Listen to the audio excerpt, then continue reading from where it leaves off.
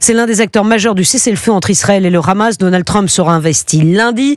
Sa prestation de serment se fera à l'intérieur du Capitole. Je vous le disais hier, à cause des températures, on attend -5 à -11 lundi. C'est du jamais vu depuis 40 ans.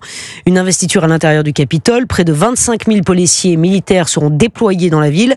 Wilfried de Villers, vous êtes l'envoyé spécial d'Europe 1 à Washington. Les pro-Trump sont déjà là. Oui, et ils attendent avec impatience l'investiture de leur champion et les grands événements qui doivent jalonner tout ce week-end. J'ai rencontré Margie tout à l'heure devant le Lincoln Memorial. Elle est venue spécialement de l'Iowa, dans le centre du pays, et elle ne voulait surtout pas rater cette occasion. Pour moi, c'est une opportunité unique et historique d'assister à son investiture. Vous savez, ce n'est que la deuxième fois dans l'histoire qu'un président américain a fait un premier mandat, a ensuite perdu une élection pour finalement revenir au pouvoir.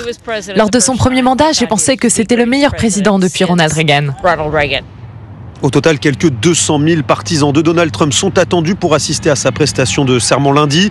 Ils seront aussi plusieurs milliers au meeting de victoire du président élu, prévu dimanche après-midi ici à Washington. L'occasion d'un concert géant avec les Village People, auteurs du titre mondialement célèbre YMCA. Todd et son fils y seront avec tout un groupe de républicains venus de l'Idaho.